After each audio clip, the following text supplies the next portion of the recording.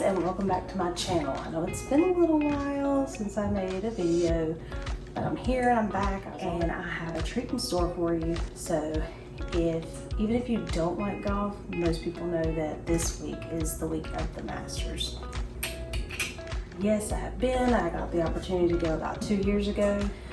We just were able to get a snack there, and I'm glad that I did, because I was introduced to like the best thing ever, and it is the Masters peach ice cream sandwich. I don't even like peaches or peach ice cream. That was literally the best ice cream sandwich I've ever had. So today my goal is to try to recreate it. So let's get started. First of all, I have my peach ice cream. And this is peaches and cream, whatever kind that you can get. If you want to make it homemade, go for it. But I don't have an ice cream machine, and I don't really want to wait on all of that, so this is what I'm using. So anyway, what I'm going to do is I have a jelly roll pan, and I had to make sure I said that right. And I'm going to literally put this ice cream, and it's been sitting out for a little bit, not too long. I mean, it's still firm. I'm just going to put this down in this pan and I'm going to flatten it out.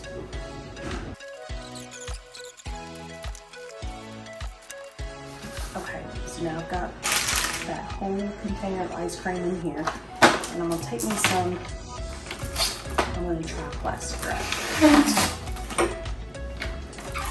Let me see how this does. And I'm literally just going to smash it all out flat in this pan. Whew, that is cold on my hands. Okay, so I have this all kind of, it doesn't have to be perfect, it doesn't have to be completely leveled out. I've just got my ice cream all down here. And so what I'm gonna do now is I'm gonna pop this back in the freezer, and probably for about 2.5 to 3 hours, just until it gets all firm back up, because it's already kind of loosening up. So I'm gonna put this back in the freezer, and while this is getting firm again, to start on our cookies. It's gonna be good. Okay, so now while our peach ice cream is in the freezer and hardening up, so we can cut out round circles for our in between our cookies, we're going to start on the cookies.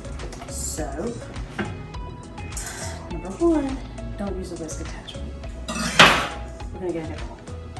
You need your paddle attachment. Okay, so first off, this recipe calls for 3/4 cups of butter, softened butter. Unsalted is what I use. And then we need 3/4 cups of granulated sugar. And we will need 1/2 cup of brown sugar. And then you're going to want to mix this first to kind of get these sugars incorporated in this butter. Okay, so now that your sugars and your butter is creamed, you're going to add 1/4 cup of light corn syrup.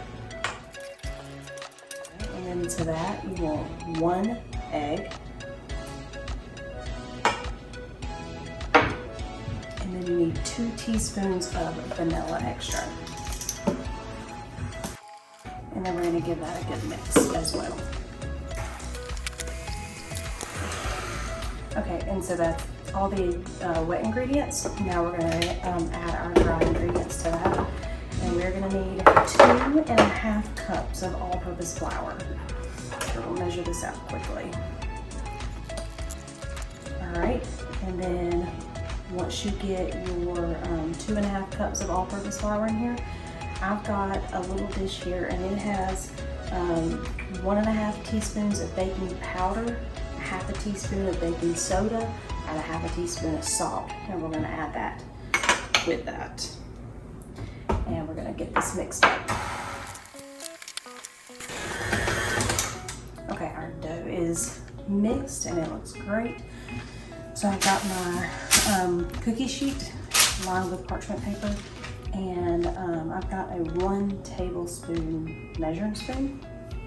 And that's how I'm gonna try to get them as even as possible, but it's not that big of a deal. So now all I'm gonna do is I'm just going to take this cookie dough and I'm going to put it out on my baking sheet.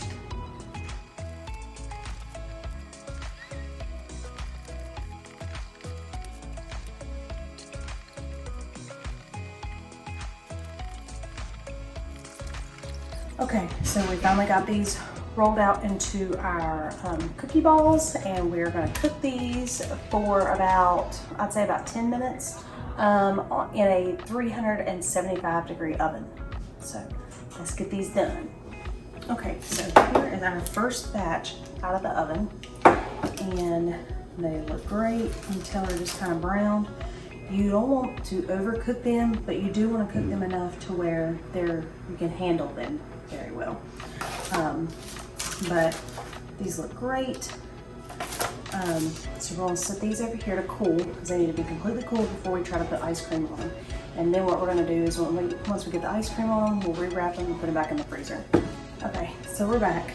We have our ice cream right here that's, for the most part, solid, but we gotta work fast. So I've already kind of cut these out. I just took round cutter, like a cookie cutter, and I got one about the size of the cookies. And I had a pan of cold water here, so in between each cut, I was kind of using my water. And then once I cut them, I put them back in the freezer to get solid again. And then here we are. So what I'm gonna do is I'm going to take a little spatula, a little offset spatula. Like I said, this ice cream is very, very creamy. Said it had extra cream in it, so we're gonna see how this goes. And we may just end up having to do it in pieces. All right, so we got our cookie here, put the top on it. Look at that cookie sandwich. Looks fantastic. Keep on.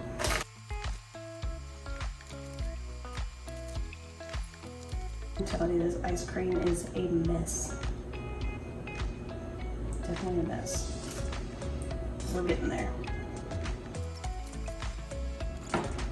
Okay, so we got these done really quickly. I'm going to pop this back in the freezer so it doesn't get too cold while I wait on my other cookies to cool, and then we're gonna wrap these up. Okay, so before this ice cream melts, I'm going to cut a piece. This one looks like it's melting more.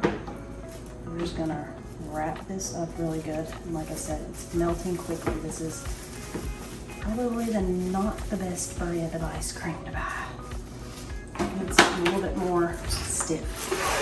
It may just be because I didn't have enough time to really let it freeze up like it's supposed to. So maybe more of something that you want to do overnight. Or you could also not worry about trying to get it all flat. And honestly, you could probably just put a scoop of ice cream on each one and kind of press down the cookie gently.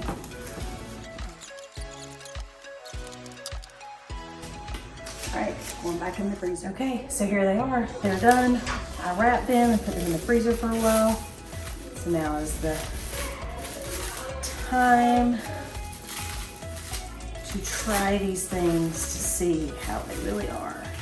All right, ready?